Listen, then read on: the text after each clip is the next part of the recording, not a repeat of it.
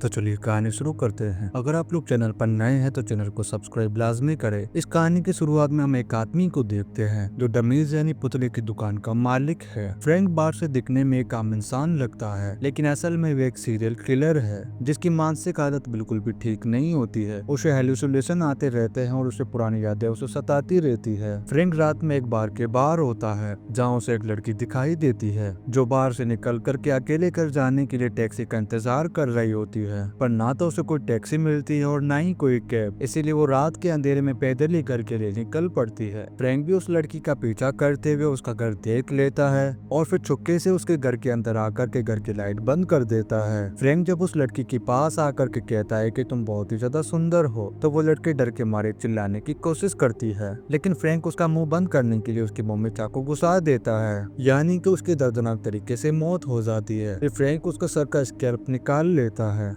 यानी कि बालों समेत उसके खाल उतार करके अपने घर पर ले जाता है और फिर वो उसके बालों को एक फीमेल पुतले पर चिपका देता है जिसे वो अपने बेड पर रखता है। दरअसल फ्रैंक मानसिक रूप से बहुत ही ज्यादा बीमार है और वह अपने बचपन की कुछ बुरी यादों की वजह से परेशान रहता है। जब वो छोटा था तब उसके पिता चल बसे, जिसके बाद उसकी माँ अलग अलग मर्दों को घर में लाती थी और वो उनके साथ सोती थी और नशा भी किया करती थी। फ्रैंक का ख्याल रखना या उसे प्यार देने की बजाय उसे अनदेखा करती थी और वह उससे बहुत ही बुरी तरीके से पेश आती थी। इसी वजह से फ्रैंक के अंदर महिलाओं के प्रति गुस्सा और हिंसा बढ़ गई और उसकी मानसिक स्थिति बिगड़ गई और फ्रैंक भी रात के अंधेरे में निकलता था और अकेली महिलाओं को अपना शिकार बनाता था। वो न सिर्फ उन्हें मारता था बल्कि उनकी खोपड़ी से बालों समेत खाल उतार कर उसे घर में रखे पुतलों के सिर पर चिपका देता था। उसने ऐसे ही पहले 20 लड़कियों को मार दिया होता है। ऐसा करने से फ्रैंक को मानसिक संतुष्टि मिलती थी और उसे पुतले को इंसानों जैसा बनाने में बहुत ही मजा आता था। इसके बाद फ्रैंक एक डेटिंग साइट ज्वाइन करता है जहाँ वो एक लड़की से बातचीत शुरू करता है। जल्दी ये दोनों डेट पर जाने का प्लान बनाते हैं। इसके बाद दोनों रात में डिनर के लिए एक रेस्टोरेंट में जाते हैं और बातचीत करने लगते हैं। लड़की को फ्रैंक काफी ज्यादा पसंद आता है। इसी बीच फ्रैंक को अजीब तरीके से हेलुसिनेशन होने लगता है। उसे लगता है कि लड़की के सिर से खून बह रहा है और रेस्टोरेंट के सारे लोग उसे गौर करके देख रहे हैं। तभी फ्रैंक के सर में तेज दर्द होने लगता है क्योंकि उसे माइग्रेन की समस्या थी। फिर वो तुरंत ही वॉशरूम में जाता है और दवा लेता है जिससे उसे राहत मिलती है। फिर वो लड़की के पास वापस लौटता है तब वो लड़की उसे ड्रिंक करने के लिए अपने घर पर चलने के लिए कहती है और फ्रैंक उसकी बात मानते हुए उसके अपार्टमेंट में जाता है। वहाँ लड़की उसे बहकाने की कोशिश करते हुए कम कपड़ों में आ जाती है, लेकिन फ्रैंक घबरा जाता है और वो उसे रुकने को कहता है। जब वो लड़की भी उसके करीब आने लगती तो फ्रैंक उसका गला घोट देता है। लड़की दर्द से चीखती रहती है और तड़पती रहती है, लेकिन फ्रैंक उसकी जान ले लेता है। फिर वो उसकी खोपड़ी से बालों समेत खाल उतार लेता है और वो अपने अपार्टमेंट में ले आता है। इसके बाद वो उसके बालों को एक और पुतले पर चिपका देता है। फ्रैंक का दिमाग सही नहीं है, इसलिए उसे लगता है कि वो लड़की अभी भी जिंदा है, इसलिए वो उस लड़की के पुतले को लेकर के बाकी पुतलों से मिलवाता है। जब फ्रैंक खुद को आईने में देखता है तो वो गुस्से में आईने को तोड़ देता है क्योंकि वो लड़कियों को मारना नहीं चाहता था, लेकिन उसे अपने ऊपर काबू नहीं था। अगली सुबह जब फ्रैंक उठता है तब वो देखता है कि एना नाम के एक फोटोग्राफर लड़की उसके स्टोर के बाहर से उसके बनाए हुए पुतलों की तस्वीरें ले रही है। फ्रैंक उसे स्टोर के अंदर बुलाता है। एना उसे बताती है कि वो पुतलों की तस्वीरें लेने का काम करती है। यहीं फ्रैंक एना को स्टोर में पुतले दिखाता है और वह उसे बताता है कि यह उसका फैमिली बिजनेस है। फ्रैंक उसे बताता है कि मैं मेरी माँ की मौत के बाद से ये काम करता हूँ। एना को फ्रैंक का काम काफी ज्यादा पसंद आता है, इसीलिए वो उसे अपना फोन नंबर दे देती है ताकि आगे चल करके दोनों साथ में काम कर सके। एना के जाने के बाद फ्रैंक अकेला कमरे में बैठा एना के बारे में सोचने लगता है क्योंकि एना उसे पहली नजर में पसंद आ गई थी। इसके बाद फ्रैंक अपने अगले शिकार को ढूंढने के लिए गाड़ी लेकर के बाहर निकलता है। वो कई लड़कियों को ध्यान से देखता है और वो उन पर नजर रखता है, पर उसे अपने नए पुतले के लिए कोई भी सही लड़की नहीं लगती है। दरअसल फ्रैंक ने बचपन से ही देखा था कि उसकी माँ कैरेक्टर लेस औरत थी, इसीलिए जब उसे कोई भी लड़की कैरेक्टर लेस लगती है तब वो उसे मार देता था।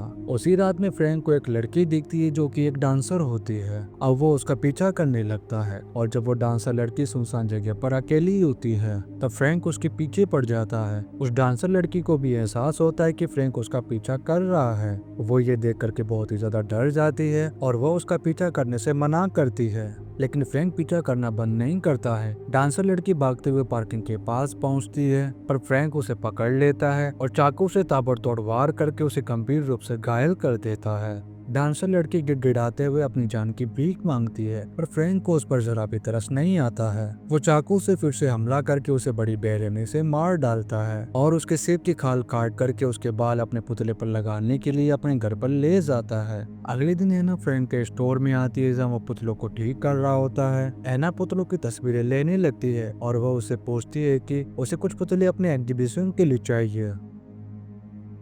इस पर फ्रैंक बिना हिचकिचाए उसे पुतले देने के लिए रेडी हो जाता है। फिर ये दोनों बार घूमने के लिए जाते हैं, जहाँ फ्रैंक की नजर सिर्फ एना पर होती है। धीरे धीरे इन दोनों की अच्छी दोस्ती भी हो जाती है, पर फ्रैंक मनी मन एना से प्यार करने लगा था, इसलिए वो अपने हिंसक रूप को नियंत्रित करने के लिए दवाइयां लेना शुरू कर देता है। लेकिन फ्रैंक फिर भी खुद पर काबू नहीं रख पाता है और लड़कियों की जान लेता रहता है। रात में फ्रैंक घर पर होता है और टीवी में समाचार देख रहा होता है, जहाँ पुलिस शहर में हो रही हत्या के मामलों की छानबीन कर रही होती है। इसके बाद फ्रैंक एना से मिलने के लिए उसकी दुकान के बाहर जाता है, जहाँ एना काम करती है। फ्रैंक उसको दूर से देखते हुए फोन पर उससे बात करने लगता है। ये दोनों कल साथ में फिल्म देखने का प्लान बनाते हैं और फिर अगली रात दोनों मूवी देखने के लिए जाते हैं, जहाँ फ्रैंक को फिल्म में अपनी की गई हत्याओं का रिफ्लेक्शन दिखता है, जिसे देखकर के बहुत ही अजीब बिहेव करता है। फिल्म खत्म होने के बाद एना और फ्रैंक थिएटर के बाहर आते हैं। तभी एना के पास में उसके बॉयफ्रेंड का कॉल आता है, जो उसे एक बार में मिलने के लिए बुलाता है। फ्रैंक एना से पूछता है कि किसका कॉल था, तब वो जवाब देती है, मेरा बॉयफ्रेंड जो मुझे बार में मिलने के लिए बुला रहा है। ये सुनकर के फ्रैंक को काफी ज्यादा बुरा लगता है, क्योंकि उसे लगता था कि एना सिंगल है। एना फ्रैंक को अपने बॉयफ्रेंड से मिलवाना चाहती है, पर फ्रैंक जाने से इनकार कर देता है। तब एना टैक्सी लेकर फ्रैंक को छोड़कर अपने बॉयफ्रेंड से मिलने के लिए निकल जाती है। अगले दिन फ्रैंक एना के एग्जीबिशन में जाता है, जहाँ उसने फ्रैंक के बनाए गए पुतलों को रखा था, जहाँ पर कई सारे लोग पुतले देखने के लिए आए हुए होते हैं। एना फ्रैंक को देख करके यहाँ पर काफी खुश हो जाती है और फिर वो उसे अपने बॉयफ्रेंड से मिलवाती है। लेकिन एना के बॉयफ्रेंड को देख करके फ्रैंक के अंदर गुस्सा बढ़ जाता है। कुछ देर के बाद जब एना का बॉयफ्रेंड वॉशरूम के लिए जाता है, तो फ्रैंक भी उसके पीछे चला जाता है। वहाँ पर एना का बॉयफ्रेंड उसे देख करके कहता है कि तुम वही हो ना, एना के पुतले बनाने वाले दोस्त। फिर वो फ्रैंक की बेइज्जती करके यहाँ से चला जाता है, जिससे फ्रैंक को बहुत ही ज्यादा बुरा लगता है। फिर जब फ्रैंक बाहर आता है, तब एना उसे अपने बॉस से मिलवाती है और वो बॉस को बताती है कि फ्रैंक ने उसे अपना पुतला दिया है। फिर एना एग्जीबिशन में आए बाकी लोगों से मुलाकात करने के लिए चली जाती है। तब एना की बॉस फ्रैंक और उसके पुतले का मजाक उड़ाती है और उसे बहुत ही भद्दे भद्दे आप सब कहने लगती है। फ्रैंक उसे गुस्से से उसे घूरने लगता है, क्योंकि उसे लगता है कि एना की बॉस असल में उसकी अपनी माँ है, जो किसी और रूप में उसके सामने खड़ी है, और असल में उसकी माँ तो पहले ही मर चुकी होती है। लेकिन फ्रैंक का दिमाग उसे भ्रम में डाल देता है। जब एना की बॉस अकेले घर जाने के लिए निकलती है, तो फ्रैंक उसका पीछा करता है और वो उसके घर का पता देख लेता है। रात में सब एना की बॉस घर में बाथटब में नहा रही होती है, तो फ्रैंक घर में घुस जाता है और वो उसके पास आ जाता है। उसे देख करके बॉस डर से चीखने की कोशिश करती है, लेकिन फ्रैंक उसका गला पकड़ लेता है और बार बार उसे पानी में डुबाने लगता है, जिससे वो यहीं पर बेहोश हो जाती है। जब बॉस को होश आता है, तो वो बेड में खुद को बंधा हुआ पाती है। वो रोते हुए फ्रैंक से उसे छोड़ने की विनती करती रहती है, लेकिन फ्रैंक कहता है कि तुम मेरी माँ हो, जो अपना रूप बदल करके यहाँ आई हो। तुमने मुझसे कभी भी प्यार नहीं किया और कभी भी मेरा ख्याल नहीं रखा और हमेशा मुझे नजरअंदाज करती रही। फिर गुस्से में आकर के फ्रैंक बॉस को चाकू मार देता है, जिससे उसकी भी मौत हो जाती है। इसके बाद फ्रैंक उसकी भी सिर की खाल उतार लेता है, ताकि वह उसे भी अपने पुतले में लगा सके। अगले दिन फ्रैंक एना को कॉल करके अपने दिए हुए पुतलों को वापस मांगता है। तब एना रोते हुए कहती है कि मेरी बॉस का कल रात उसका घर में मर्डर हो गया है और पुलिस अब मुझसे पूछताछ कर रही है, जिसके चलते मैं बहुत ही ज्यादा डरी हुई हूँ। फ्रैंक कहता है कि तुम चिंता मत करो, मैं अभी तुम्हारे पास आ रहा हूँ। जब फ्रैंक एना के घर पहुंचता है, तो वो एक लड़के को देखता है। तब एना फ्रैंक को बताती है कि मेरा पड़ोसी है। फिर वो लड़का कहता है कि उसे कुछ जरूरी काम है, इसीलिए वो यहाँ से जा रहा है। जब फ्रैंक और एना अकेले होते हैं, तो एना बताती है कि उसके अपने बॉयफ्रेंड से ब्रेकअप हो गया है। यहाँ पर एना को लगता है कि उसे कल रात अपने बॉस के साथ रहना चाहिए था, लेकिन फ्रैंक उसे समझाता है और कहता है कि तुम्हें अपने आप को इस मर्डर का जिम्मेदार नहीं मानना चाहिए, जो होना था वो हो गया है। फ्रैंक उसे सांत्वना देने के लिए एना के कंधों की मालिश करने लगता है और वह उसके बालों को देख कर के कहता है, इंसान के शरीर में सिर्फ बाल ही है जो कभी भी नहीं सड़ते हैं। एना अभी भी रो रही होती है, तभी फ्रैंक गलती से बोल देता है कि तुम्हारी बॉस यहाँ से कुछ ही दूरी पर रहती थी, लेकिन जब वो मुसीबत में थी तो उसने फोन करके तुम्हें क्यों नहीं बुलाया। ये सुनकर के एना चौंक जाती है और वो फ्रैंक से पूछती है कि तुम्हें कैसे पता कि मेरी बॉस कहाँ रहती है। तभी फ्रैंक समझ जाता है कि अब वो फंस गया है, इसलिए वो बता देता है कि एना की बॉस और बाकी गायब हुई लड़कियों के मरने के पीछे उसी का हाथ है। अब एना को भी समझ आ जाता है कि फ्रैंक की असली किलर है जिसने उसकी बॉस और बाकी लड़कियों को मारा है। एना जल्दी से किचन से चाकू उठा लेती है और फ्रैंक को घर से जाने के लिए कहती है, लेकिन फ्रैंक जाने से मना कर देता है और वो उसकी तरफ बढ़ने लगता है। डर के मारे एना फ्रैंक के हाथ में चाकू मार करके खुद को वॉशरूम के अंदर बंद कर लेती है और वो अपने पड़ोसी लड़के को आवाज लगाती है। फ्रैंक दरवाजा खटखटा करके एना से कहता है कि डोर खोलो एना,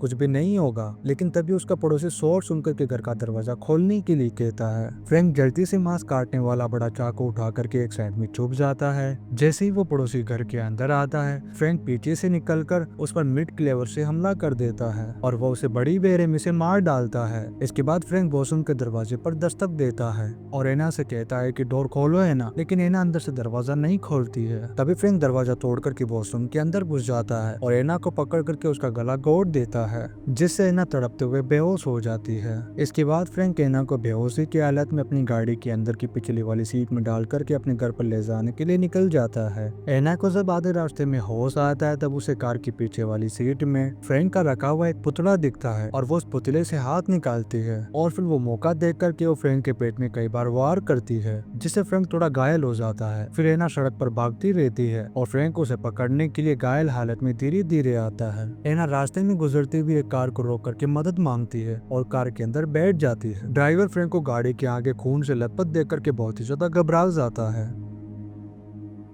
और वो उसे अपनी कार से कुचल देता है। फ्रैंक को टक्कर मारने के चक्कर में ड्राइवर अपनी गाड़ी का कंट्रोल खो देता है और उनकी कार का एक्सीडेंट हो जाता है, जिससे एना जख्मी हो जाती है, जबकि ड्राइवर मारा जाता है। एना किसी तरह से कार से बाहर निकल जाती है। यहाँ खून से लथपथ फ्रैंक जानलेवा रूप से एना के ऊपर हमला करता है और फिर वह उसे बताता है कि मैं तुमसे बहुत प्यार करता हूँ और मैं तुम्हारे साथ ही रहना चाहता हूँ। पर एना की हालत काफी ज्यादा खराब होती है और वो अब मरने वाली होती है। एना के मरने से पहले फ्रैंक उसके सर की खाल निकाल लेता है और फिर एना की मौत हो जाती है। इसके बाद फ्रैंक अपने घर लौटता है और एना के बालों को दुल्हन के जोड़े में सज के एक पुतले में लगा देता है। फिर उस पुतले को फ्रैंक अपने बिस्तर पर रख देता है ताकि वो उसके साथ रह सके। तभी फ्रैंक को कई लड़कियों का हेलुसिनेशन होने लगता है जिन्हें उसने मारा था। वो उस पर हंसते हुए उसका मजाक बनाती है। फिर वो सभी लड़कियां फ्रैंक के पास आती है और उसे अपनी उंगलियों से नोच नोच करके मार